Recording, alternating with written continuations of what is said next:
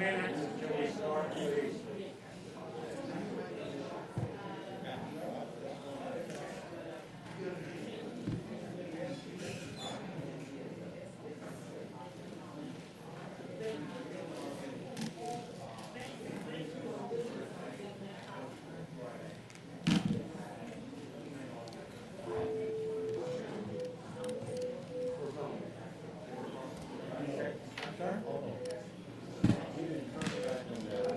I've gone through them, but I need to go through them again. But is there a way to see it?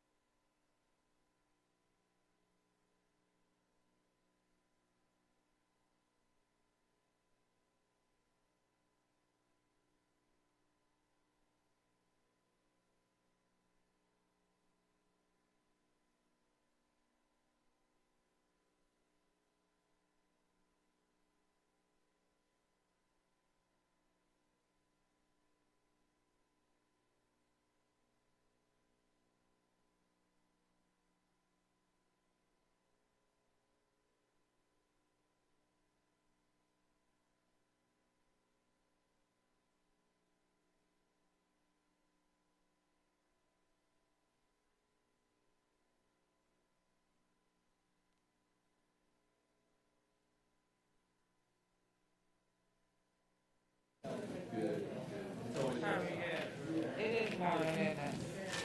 It just all runs together.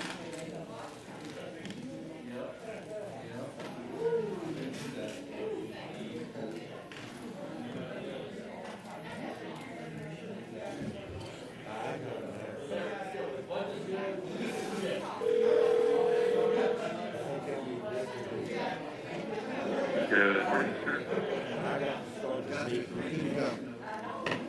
Thank you, Mr. Feliciano. You're appreciated. If I could call this informal meeting of the Savannah-Chatham Board of Public Education to order on today, which is Wednesday, the 8th, I believe, September the 8th, 2021. This is the informal meeting of the board. It has been advertised. It is being streamed and can be watched live by our viewing audience. I always like to say at informal board meetings that this is a time for the public and for us to gain more information. There is no action taken here. No motions will be presented, but instead we use this time to better educate ourselves. And today, I believe the thing first on our agenda is East Floss. What is it? Transportation. I'm sorry. I'm looking at you and thinking, yeah, is transportation update, and the accountability system has transportation as part of it, and that's what we'll be looking at first today. Ms. Nola Cagle will present. Welcome, Ms. Nola Cagle. Good morning, Dr. Buck, board members, President Levette. Thank you for the opportunity to come before you this morning to provide you with our update relative to our district accountability system and where we are with some of those strategic goals and strategies for transportation. I'm going to ask Mr. Abbott if he will come forward, take you through the presentation, and then we'll be ready to answer any questions that you might have. Thank you. Good morning, ladies and gentlemen. Good morning. Dr. Levette. Thank you for the opportunity to give you guys an update today. As you are well aware, we have a couple of strategic goals in the accountability system.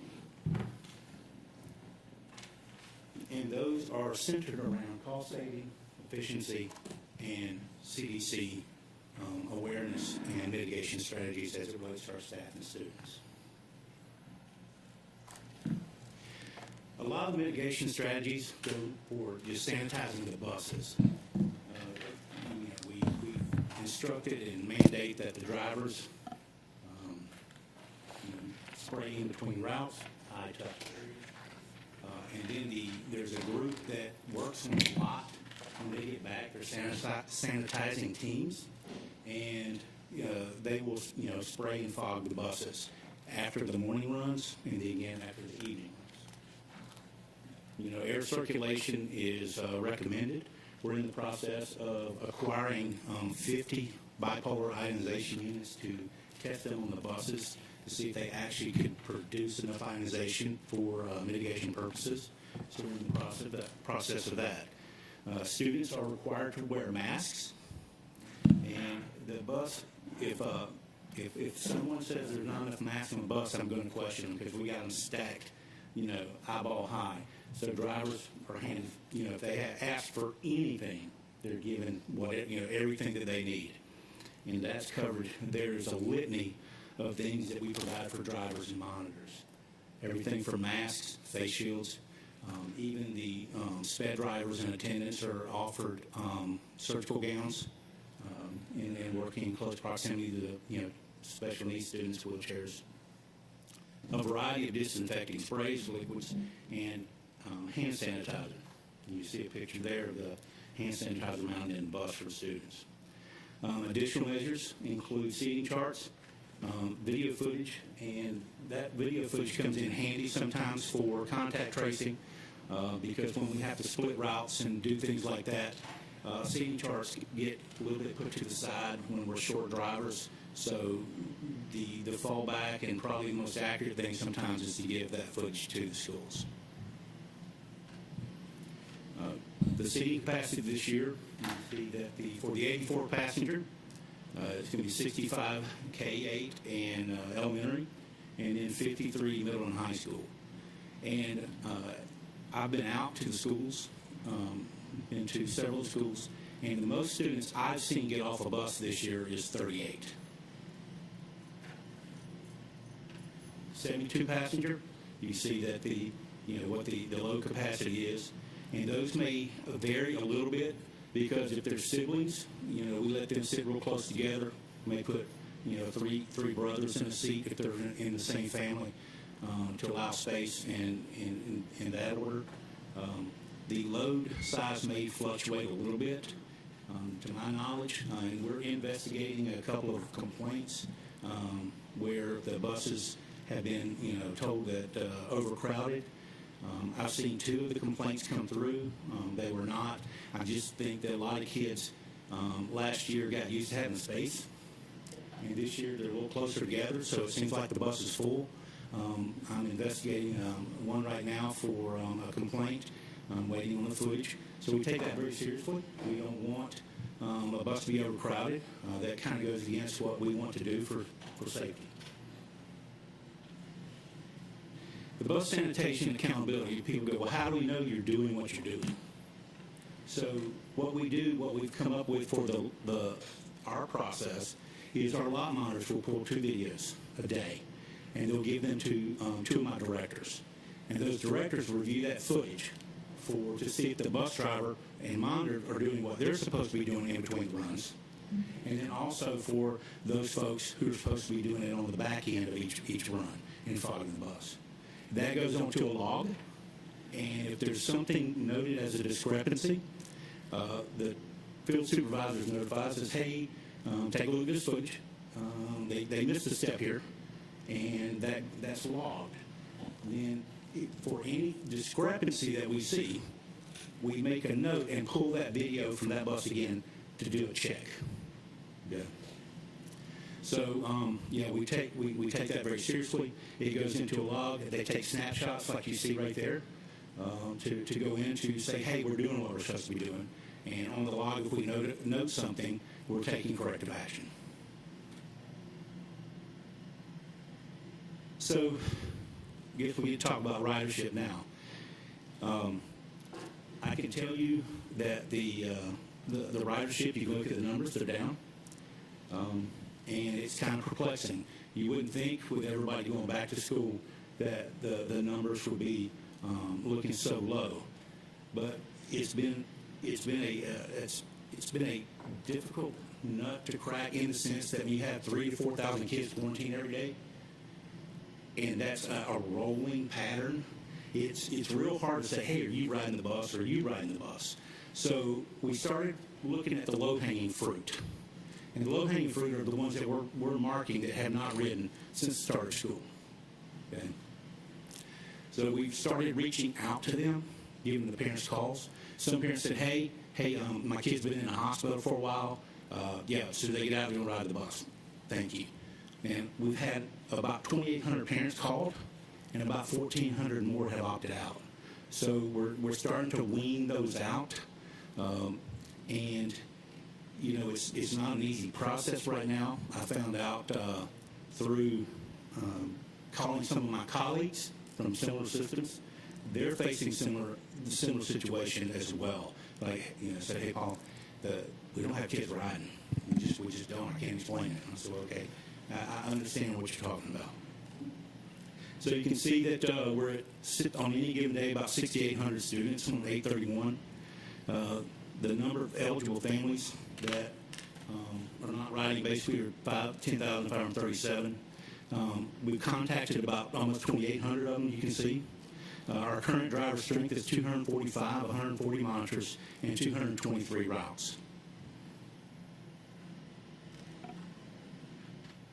We started, as you well know, we started a focus group with drivers and monitors to listen to some concerns, work on recruitment, retention, attendance, and look at what we can do to recruit and retain qualified staff.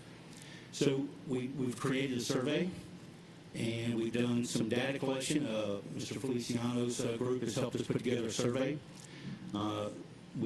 The retention supplements went into place. The first supplement went out on the September 1st paycheck, and the next one I can tell you will go out right before Christmas. We will be sending out the survey. I'll be honest, we're a day or two behind given the current circumstances we've kind of been working with. We're about a day or so behind. That will go out this week, and we'll push the closing window back a little bit.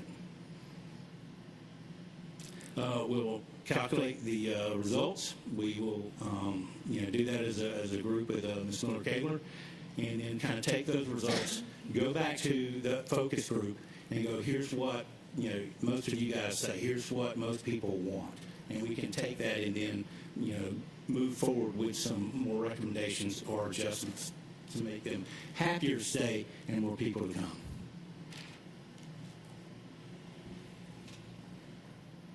And I know you may have some questions, so subject to your questions, that concludes my presentation.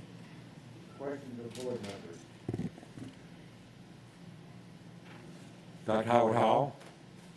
Yes, thank you for your presentation. I know that one of the most important components of any organization is communication. So we just need to be sure that we continue to let the bus drivers know that we care about them, that we appreciate them, and that we're listening. And not from afar, as close as knocking on the bus door. We care about you. Knocking on the bus door, we appreciate you. Now, there are 3 issues that continue to resurface. And I know that you all have been working diligently with the bus drivers to resolve some of these issues, and that's payroll, retirement, and safety. So if you can just let us know where we are with those, because I do know that you're working with that. Will do.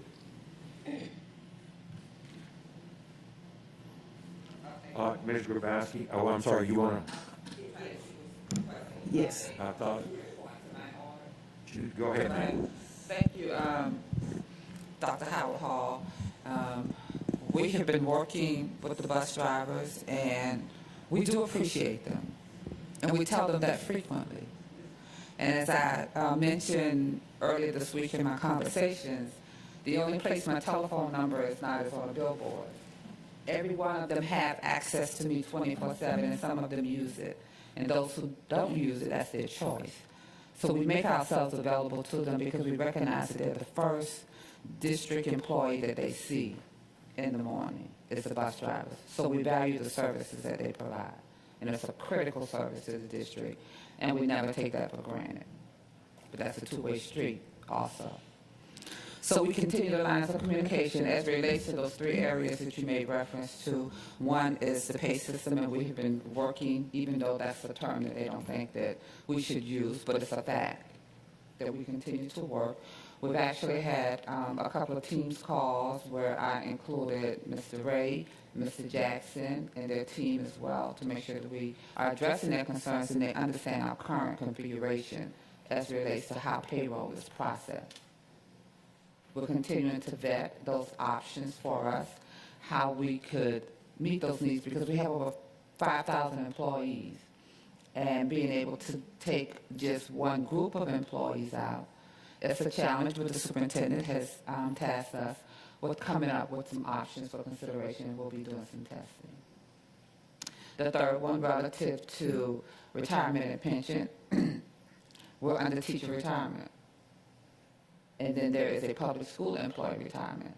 The decision is made as to who is under which system is not our choice, it's not our decision. And we have explained that to drivers and have provided them with that information as well. So the third one, relative to the retirement, is a relatively new one. As relates to COVID, as Mr. Abbott made reference to, we have made sure that we provide them with an adequate number of PPEs. Drivers cannot drive with a face shield, but monitors certainly have access to face shields. When students arrive to the bus and they are not masked, we make sure masks are available. The seats behind the drivers are blocked as an additional precaution. There's no one seated directly behind a school bus driver. But we make sure that when we're loading from the back forward.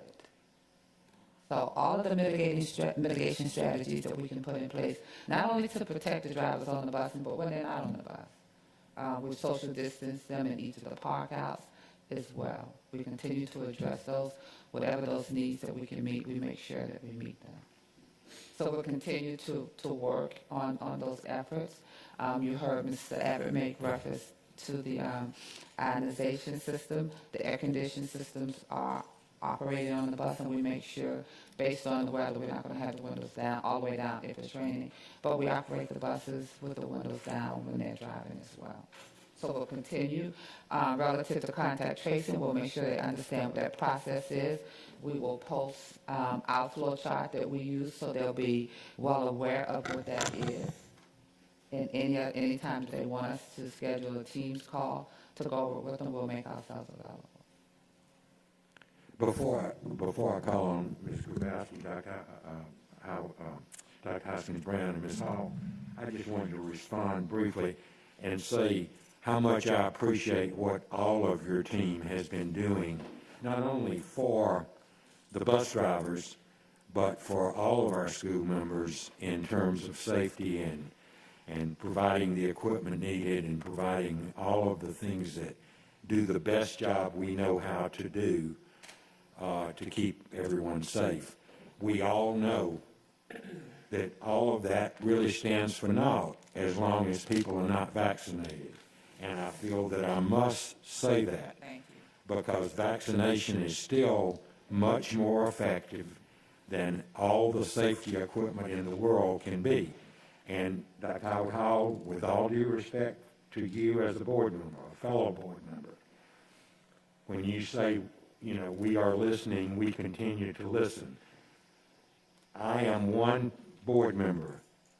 Sometimes I have gotten the impression lately that the listening is going one way only. When we leave students out on the street, when we don't come in to work like we should, it is really hard for me as a board member to hear what you're saying. Ms. Grabowski and then Dr. Hoskins-Brown and Ms. Howell. We're going to first because it's related to that. Okay. Thank you. I appreciate that. I just had a follow-up because there's something I didn't understand in your question that seems to be the core of kind of the feedback about pay. apparently there is something about the perception of the frequency of pay that makes drivers prefer one frequency over the other. Will you please explain what that is to me in plain language so I can understand what that perception is, and is that perception true? Yes, we're on a semi-monthly cycle, and we have payroll cutoffs, and there's a cutoff date. What we've done is for transportation, again, this is just for transportation, we won't see this in the school when they classify a person works overtime in school, but there's a chart that shows, okay, this is the deadline for work to be done. When the work is done by this time, it'll be on this check. We don't process pay based on our system. We never have. We're going in a new system in real time. In other words, overtime falls to the next pay period. The current base pay is in this pay period. So they understand, so they receive what the date is. In many cases, they may work the next day, and so they want us to, it's only one day, why can't you change it? Why can't I get it in this check? We publish what it is. That is the cutoff. We can't change it. They seem to believe that if you go to biweekly, which is 26 pay periods, you're getting paid every 2 weeks. It is true that it shortens the overtime, but what it does for all the employees is lower their monthly pay, because the only month that really will be paid equally will be February, equivalent to a biweekly. So if you're dependent on making a car note, if you're dependent on cell phone bill, all of them are monthly. So now your monthly income drops, and yes, you do get two months out the year where you have 3 checks. So that's where we're trying to make that. Yes. I'm getting closer. Well, you said 2 things. One, there is the desire to have overtime work in one pay period called their check. So are you telling me that if I work the Monday at the top of that pay period, there's 2 whole weeks that I got overtime, early in that period, are you saying that it's not going to be in that check, that it's going to always be in the other one? Or is overtime, do you have to amass 40 hours per week before any No, considerable? it's just that there's again, when you're on a semi-monthly, sometimes it's 15 days, sometimes it's 14 days, but we publish the deadlines. What I'm saying is if any overtime is done after the deadline, it falls to the next. So overtime that is recorded by the time the pay period goes into payroll falls in that paycheck. Falls in the next paycheck. That's what I don't get. Okay, all right. Because let's say let's use this week other than that. Well, last week. So last week, the week came in on the 1st. And let's say the deadline was the 1st. And somebody did work on the 31st and on the 1st. The 31st may be in a different payroll than the 1st is. The 1st may make, but we don't have it in real time. So our next check is on the 15th of September. Neither one of those is likely to make the 15th, but the 31st might make the 15th. The 1st won't. That means that when you work on the 1st, you're waiting till now the end of the month of September, because it missed the cycle to be on the September 15th payroll. Because only the time within September 1 through September 15 is going to be on September 15. But that's only for regular work. Overtime always falls into the next pay period. Okay, I think I get the last rule. I just don't understand why, but I will show up for a tutorial. It's a system, and maybe we can have something with the board where we're explaining the way the system works. Whatever Wendy's does or other people do to have it done, you get paid the same day you work. We don't have that capacity and that staff, and our systems don't allow us to do that. Overtime is always the prior pay period into the next pay period. The current base pay, I would say base pay, is in the current time period you're in. And they want it all to be in the same time period, in the time period that it's done. And How many other employees do we have that fit that same category? We have over 2,100, I believe, hourly staff. So we would have eligible over 2,100, and we have. Have we heard complaints from them? It's been this way since 40 years. Thank you. I mean, even when the drivers were here the first time, that might be why we changed from bi-weekly to semi-monthly. I would note that we were bi-weekly in the 90s and monthly for certified. And in the 2000s, we combined to have all of them be semi-monthly. My guess was that was to make sure that hourly workers now had a level pay, so every month was predictable for them, so they know what they're getting each month, as opposed to that up and down flexibility. I happened to be board president when we did that, and that was the reason we did it. Yeah, I'm sorry, I didn't want to derail it, but Yes. we did have a complaint with the custodial staff about this some years ago as well. Okay. It was only a Fair enough. handful, but I remember Fair us enough. talking about Fair the enough. same thing, and I Yeah. didn't get it then, but I'm going to get it soon. Fair enough. And I'll Okay. follow. Ms. Grabowski and then That's fair. Dr. Oh, no worries. And just very quickly, I don't know if providing some financial planning assistance services would be helpful for workers to better understand how that system works and what that regulation, are y'all doing that now? We actually offered that, and Yeah. they thought it was offensive when we did. Oh. They really did. Well, I mean, I think it's something that we, as a society have talked about, that we need to do that in high school, that there are so many people in our country that just don't have the financial literacy for whatever reason, so I'm sorry that was offensive. They thought it was very offensive. Discussed We in- did. in other We ways. wanted to Yeah. bring every opportunity before them, just as Dr. Hoskins made reference to the tutorial, we brought in Yeah. the payroll staff to walk them through our advice that we receive. At each pay period tells you which pay period you're being paid for. It's on all of our checks, not just printed on their devices, but ours as Yeah. well. And we've offered any financial training and assistance as well. Okay. Well, and so anyway, so my question was actually about the students. I know y'all have been very creative in how you're routing, and certainly appreciate all the hard work that's going into that. Are we tracking, or do we have any students that are staying on the bus for an excessive amount of time because of the way in which we're having to be very creative in maximizing the number of students? I'm concerned that we may have some students, or just wondering if we have any students that are experiencing very long bus rides that can be. I know on these special needs sides, that's not the case right now. If we have to, split a load, of course, that's going to take longer, because they're kids that are on a bus that should have been on another bus, and they're working them into their route. Yeah, I can't tell you what the longest route is right now, but I will find that out and let you know. But we do work at everything we can do to keep routes short as we can. I just want to make sure we're cognizant of that, and that I know you are, but just so the community knows that's something that we're looking at. We'll take a look at it. Thank you. We can track it. Give us some credit, folks.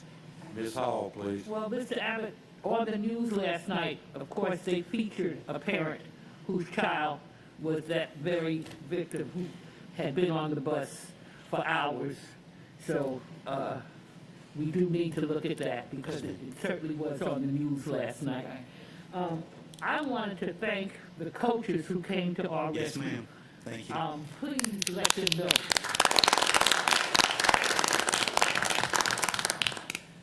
You're right, ma'am. They've been a godsend, and we couldn't have done it without them. And I have all their names, and the associate superintendents have their names, and they've been a godsend. So yes, ma'am. Well, that's just Yeah, wonderful. we called them on Friday afternoon. We made the decision that we would reach out to them. Some of them had athletic events, but those who did not. We have an assistant principal who stepped up. We had a coach from Garrison whose dog was just gravely ill, and she showed up, and we said, no, you go back. But she said, no, I want to help. So we have a staff here at this district that's committed to children, and they wanted to get them home on time, and we're back whenever. Wow. My other question is, do we do any comparison with other districts with their bus and transportation situations to see where we are? Are we, it sounds to me that we're doing so much. Is there something we can learn from another district that would help in terms of this whole controversy with the bus drivers? I mean, we look at salaries. We just did some analysis, Mr. Ray and his team, and I can tell you, Ramon, Mr. Ray may want to share it with you, but if you look at where our salaries are in comparison to others, because when one of the drivers came to speak a few months ago, he said, well, it's not about the salaries. We've done well. We've increased the pay rate. But the issue continues to be surrounded of when we're paid and how we're paid. We have made sure that we work through the PPE issue. That's a standard, that's a given. Whatever we can put in place, we put in place and go above and beyond. The retirement system, we can't control that. That is beyond the district's level decision. Can you tell the public what an average salary would be or what range it is? I keep hearing we pay them $15,000 a year. So. Yes, let me get the hourly rate. One second.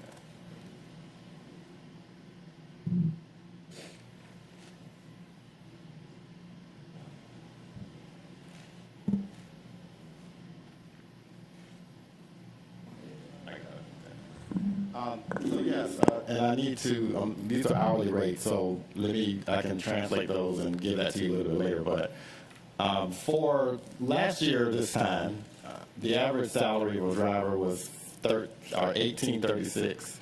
We were starting at $15.48 at the time, $50.48 an hour. So the average was $18.36 an hour. The median, which is the one that was obviously in the middle, was $21.36. This year, our rate of pay is $15.79. Our average is now $21.38. So our average has gone up $3.02 an hour from last year to this year. And of course, that's attributed to the COLA and attributed to the step increase, but also attributed mostly to the 2-to-1 increase that the board approved that went into effect June 1st. The median is now $21.20, so they are over the median. So they were $3 below the median last year. Now the average driver is 18 cents over the median. So we have certainly increased their their pay and increased where they are, because now they are above the median as far as their income and their pay. I will translate that into annual salaries. So I just didn't have that. I just did the hourly rate right now. Mr. Ray, how long before we'll be at the stage where we can offer an 8-hour day? I think we are getting to that point. I think we're just trying to make sure we had enough drivers and enough work. I think that's where it is. And I can let Ms. Millicat answer that. Because we do have drivers that are considered 8-hour drivers. Most drivers are 5 hours. So again, in an attempt to continue to work through concerns. But we have some drivers who say, hey, wait, I don't want to be an 8-hour driver. Mm-hmm. I want to be 5 hours where I am. So we're having to work through that piece as well, but we are willing to make that an option available. We have midday runs, we have field trips that we will be moving back to. So certainly we want to make sure that there's ample work if we're going to have you as an 8-hour driver. And that's one of our top options. And is it correct that through most of last year, our bus drivers, the only ones that were working, were delivering food?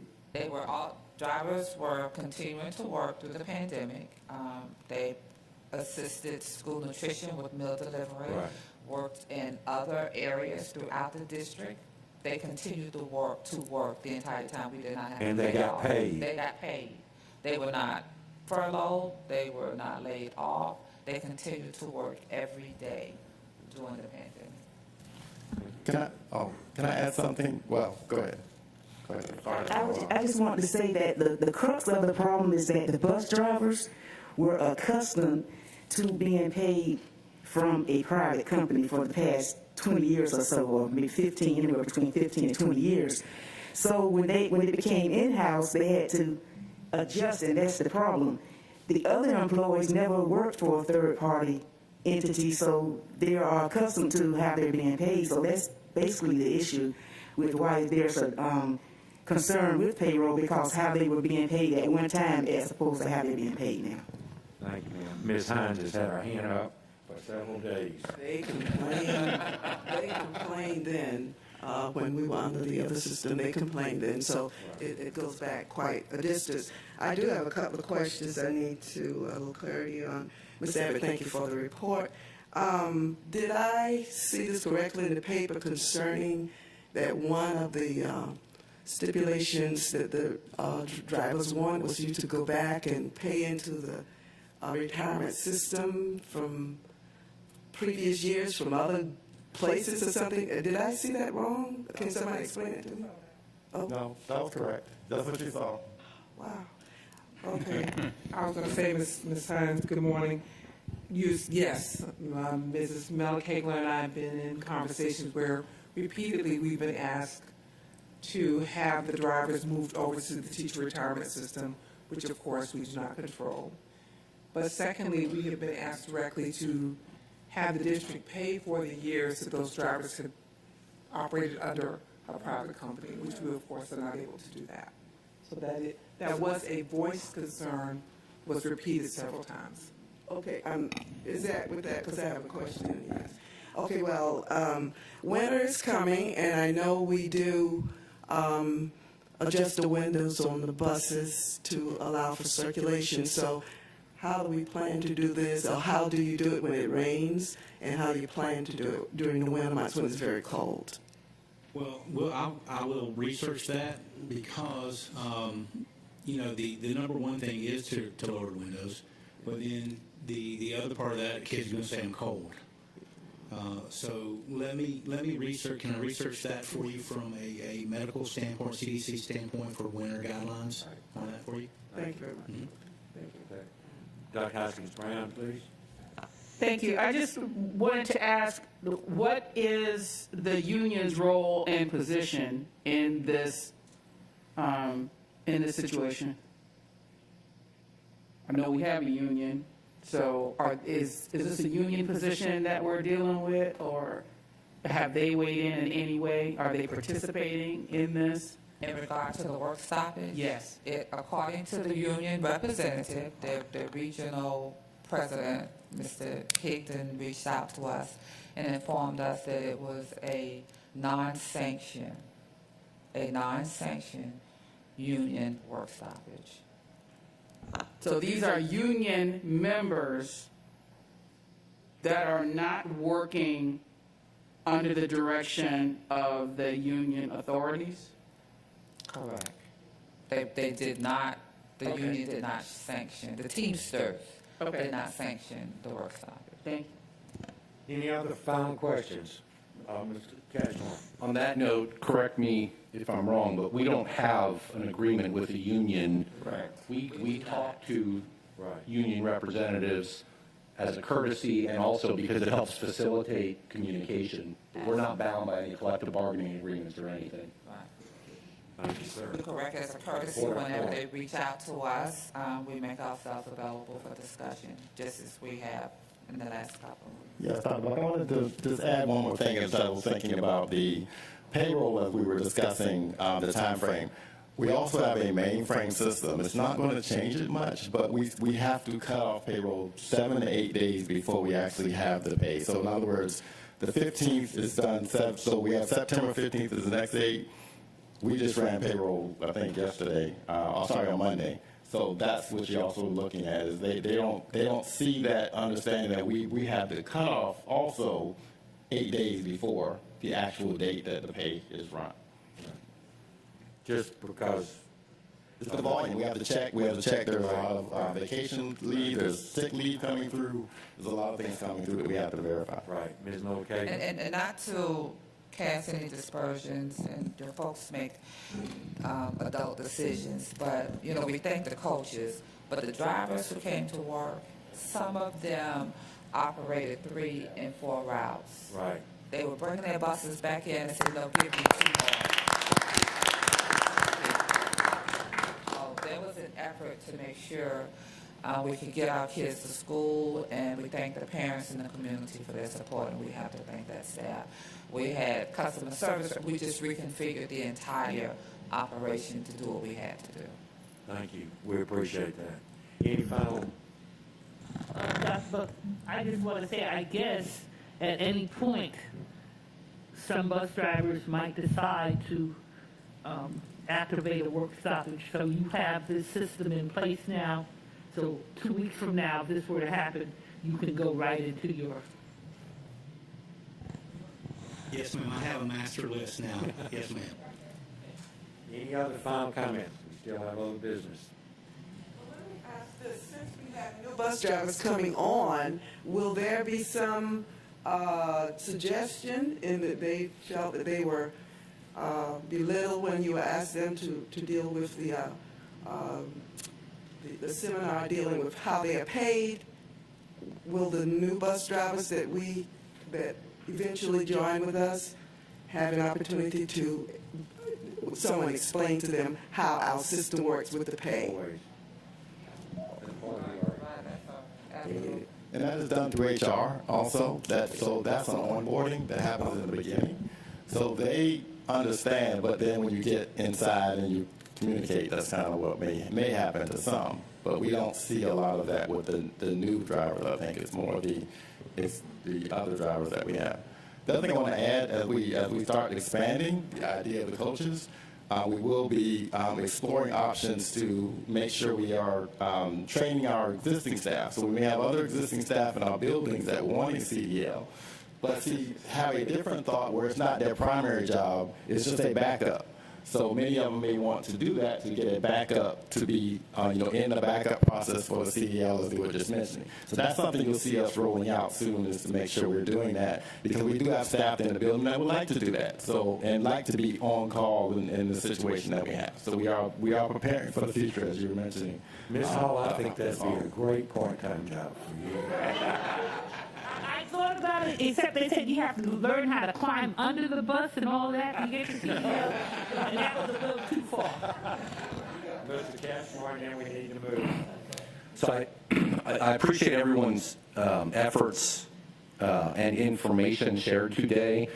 I would ask that we think about being blunter in our public communications about some of these issues, because the perception I'm getting from a lot of people in the community is what the media is showing is the complaints and the negativity, and it's, hey, district, you guys need to fix this. You're not treating them right.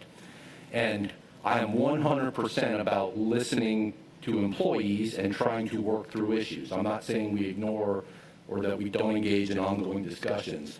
But some of the specific data about they want to be paid differently than everybody else in the district. They want us to do something we are just legally not able to do. We don't decide if they can participate in the retirement system. Very specific, here's what they've asked for, here's why we can or cannot do it, I think would be helpful, because, again, a lot of the contact I don't want to use the phrase a lot. Some of the, Was that 22,000? some of the contact I'm getting from parents and staff who are dealing with these administrative issues are, they don't understand the district's position that well. And I know we try to communicate it. We're doing it here. I know there's been communications out there.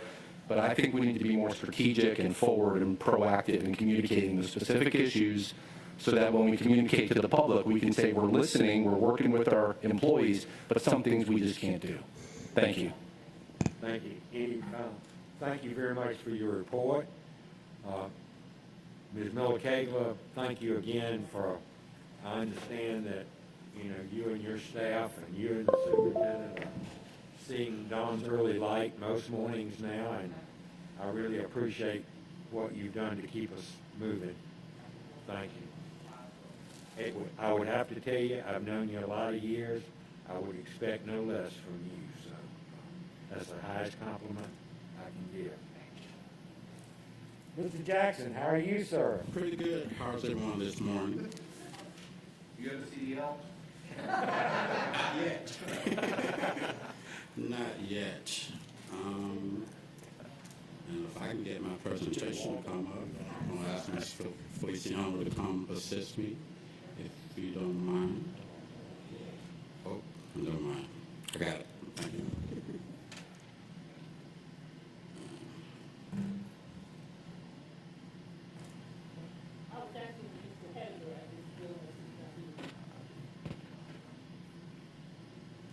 Bring you the financial statements for the first month of the fiscal year ending July 31st.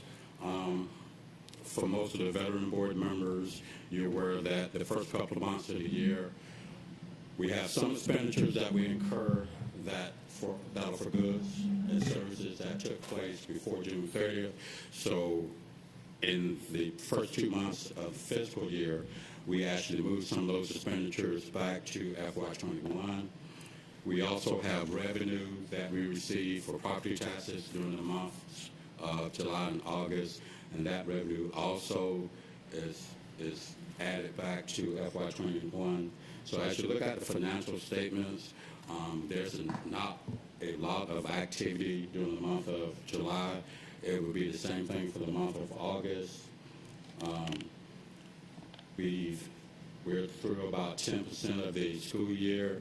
Our revenues, local property taxes are at 1.4% of the current budget, which is higher than last year. Luckily, fortunately, our property tax revenues continue to come in pretty well, pretty good. Total actual general fund revenues are 3.77% of the current modified budget, which is higher than last year of 3%. As far as expenditures are pretty much in the same boat. Total actual general fund expenditures are 3.42% of the current modified budget, which is a little bit higher than last year. But the only reason is during the summer, during July, we started with some of the Embrace and summer school expenses throughout the summer. So we do have some additional expenses. The fund that we want to highlight this particular month is Fund 200, which is for debt service. As you're aware, we prepaid the FY22 debt service payments.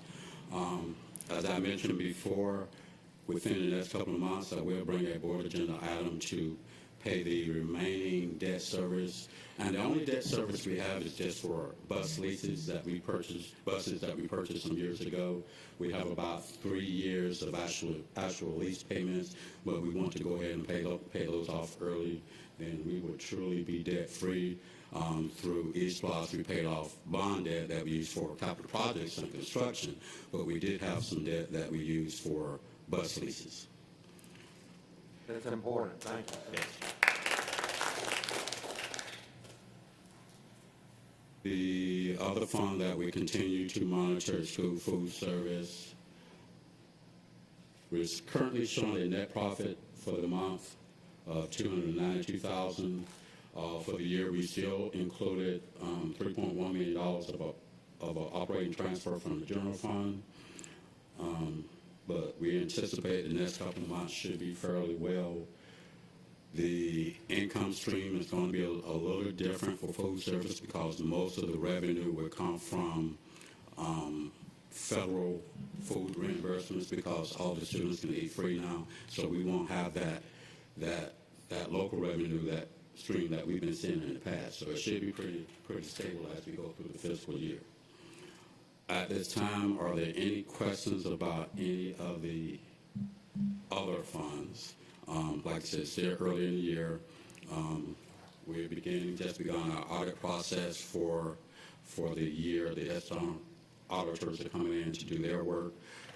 It should be done a little early this year.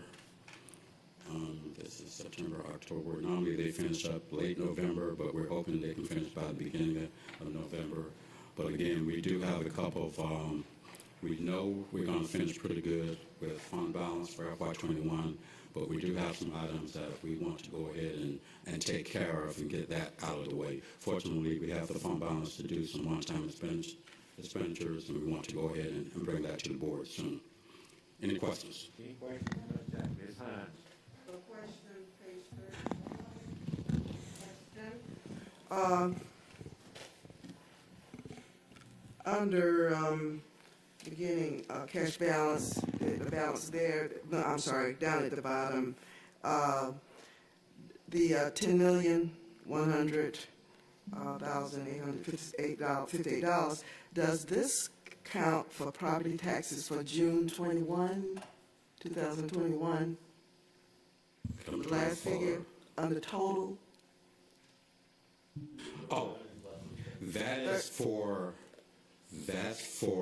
the end of the period July of 2022. So that's our projected. Projected, okay. Yes, use the fund balance by the end of that period. Okay, thank you. Yes, ma'am. Any other comments, board members? Dr. Howard Hall. Yes, it's September, so we know what happens on the 30th of the month. So how are we looking with the federal budget? Are we receiving a lot of budget transfers, trying to expend those funds? Fortunately, the schools have, the schools and compensatory program has been on top of that, and they've done most of the transfers early. They've done in the spring, so we haven't seen a lot of transfers, honestly, lately, since you mentioned that we normally would have this time of the year. We haven't seen those this year. Fortunately, schools have been able to concentrate on the work of those programs, and they make sure that they have the money in place, so we don't have a lot of those transfers in front of us. Maybe they finally listened to you. They've been listening. Trust me, they watch the board meetings. They listen. Any other final comments from Mr. Jackson? Oh, and follow up from Ms. Hall, you asked a question last meeting, and I forgot to respond to the board. We found out from our auditors that school districts and basically local governments are not eligible for the employee credits.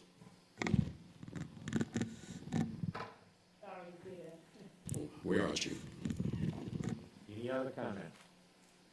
Thank you, Mr. Jackson. That concludes our business for the informal session today. Before I ask for a motion to move into executive session to discuss matters of real estate and student matters and faculty personnel matters, etc., I would like to ask the pleasure of the board. Would you like to have executive session in here because it's a little more open than in the room while you're eating lunch? I see head nods. So if I could have a motion to move, Mr. Johnson moves, Ms. Hines seconds. All in favor of moving into executive session, say aye. Aye. All opposed? We're in executive session now, and we will do it in here. Grab your lunch, and we'll do it in here, and then be ready to start at 2 o'clock again. Thank you. Hey, Kurt, you staying online?